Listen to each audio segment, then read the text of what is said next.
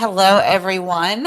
I am Yolanda Harper. I am co-founder of Harper Therapy, and I am joined today by Chris Long. Hi, Chris. Hey, Yolanda. Good morning. Good afternoon, everybody. Yeah, how you doing? You know what? Day at a time, okay?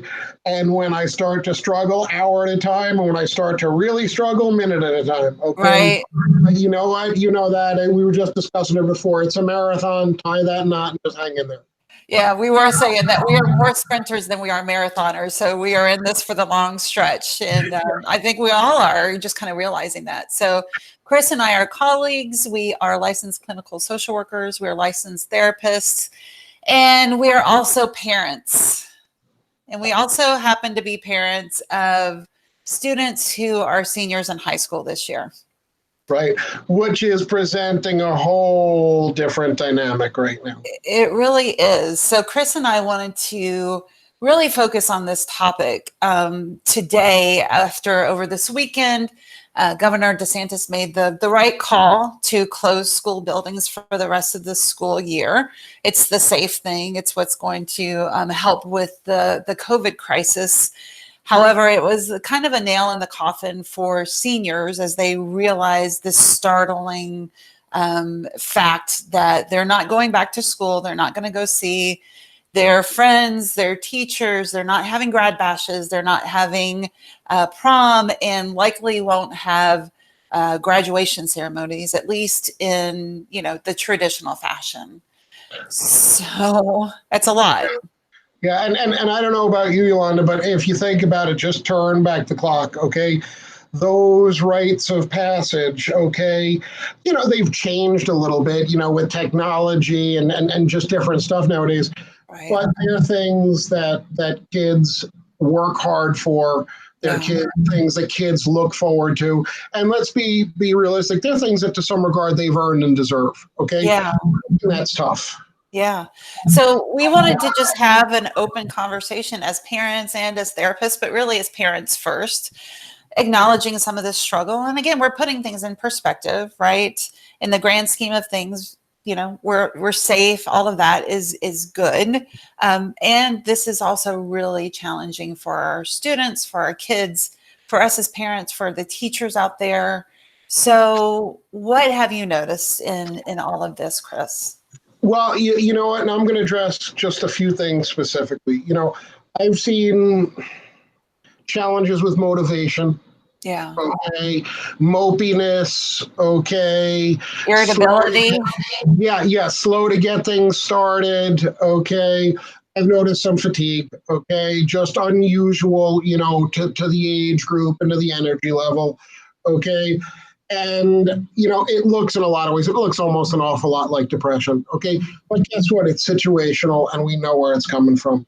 I've also noticed some clear cut signs of grief and loss. And Yolanda, we just covered part of it. Think about it. Okay. Friends. Okay. School, sports, extracurricular activities. Okay. And my daughter even went as far as making a statement saying, you know what, Dad, there's going to be so many people that I'm never going to see again. Mm-hmm. Okay. And it's true and it makes sense. Mm-hmm.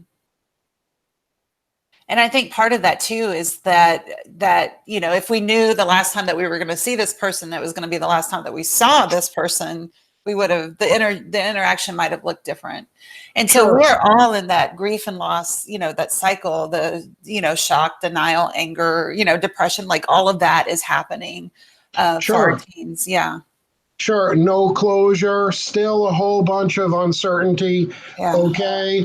And you know what, to some regard, okay, not that any of us have any control over it, but it isn't fair.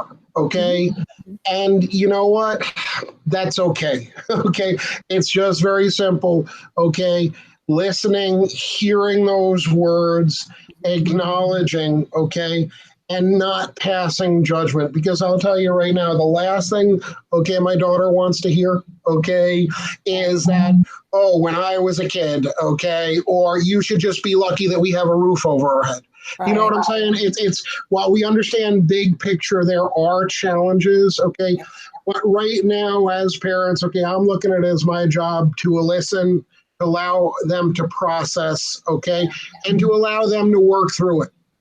Well, I think that sometimes as adults, we forget that perspective comes from experience, right? And Absolutely. you and I have decades worth of experience, and our kids don't. And so this is for them devastating, and we can hear them through that and support them through that, and also kind of balance that with, yeah, and the hard things Sure. happen in life, and this is how we get up from hard experiences. Sure, and you know what, and a key part of there, what you said, okay, was not only acknowledging it, okay, but providing that support. Help them organize their thoughts, okay.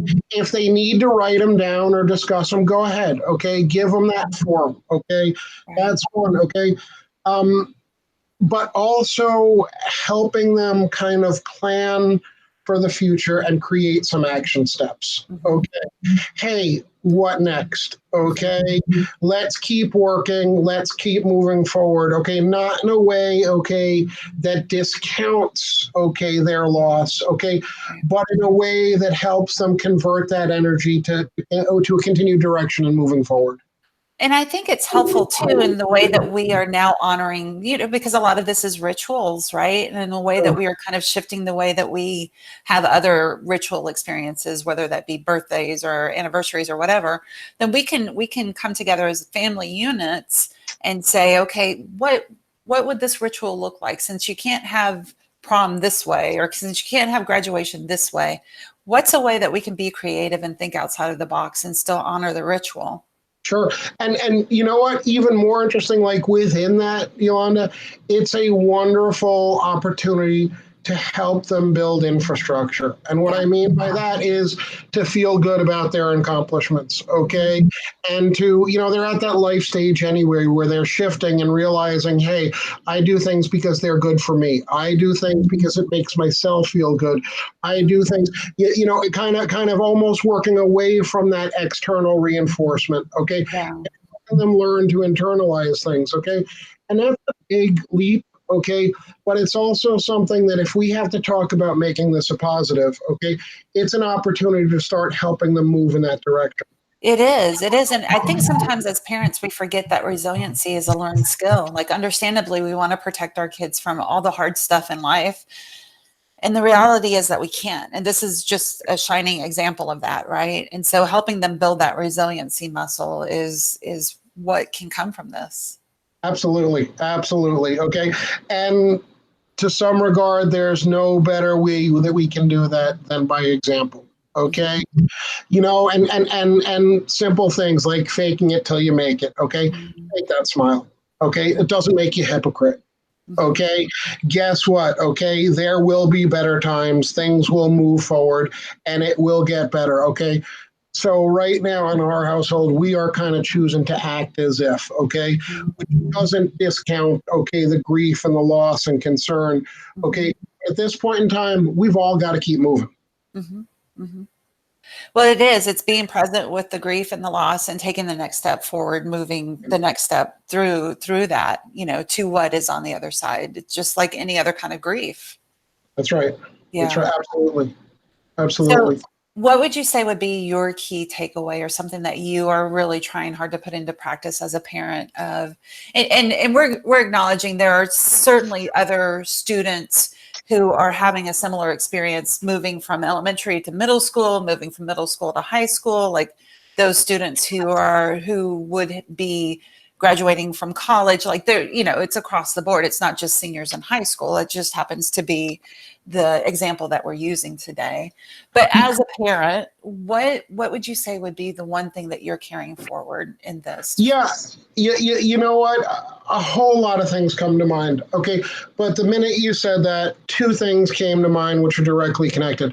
Number one is being present. Okay, living in the moment where we're at. Okay, making real-time decisions. Stop, think, and breathe. Okay, and just allow ourselves to be present. When we can do that, we can adapt. Okay, this is a great opportunity for us to teach our kids, okay, those adaptability skills, that self-reliance, okay, and those internal skills that show them, yes, I can. Mhm. Okay. And you know what? Sometimes, okay, the result of adversity, okay, can be positive. And that's the goal here. Adaptability, okay, and continuing to be positive.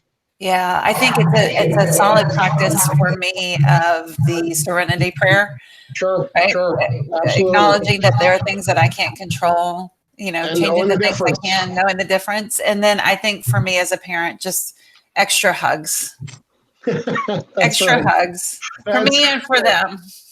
That's right. And you know what? There's nothing wrong with a few reminders every once in a while, okay, of points of gratitude and good manners, okay? Oh, totally. Nothing wrong with that, okay? It doesn't mean that as parents we need to let up on those things, okay? Right.